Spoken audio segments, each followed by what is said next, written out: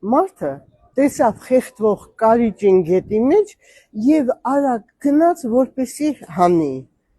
Այդ պահին կարիճը կծեց, խայթեց։ Նորից մարդը ձեռքը քաշեց ու նորից աշխատեց, որ կարիճին փրկի։ Կարիճը նորից խայթեց։ Կողքից հարցնում են. ինչու ես փրկում, երբ ինքը անընդհատ աշխատում է քեզ խայթի։ Մարդը ասեց. ախար իմ բնույթը միշտ փրկելն է, օգնելը։ Ես ոնց կարող է իմ բնույթը փոխեմ, նայելով ինքը ինչպես է իրեն պահում։ Այնպես որ սիրելիներս, եկեք մենք մեր բնույթը չփոխենք։ Հաճախ ձեր բնույթը փոխում եք ձեր կոմենտարիաներով, միթե դա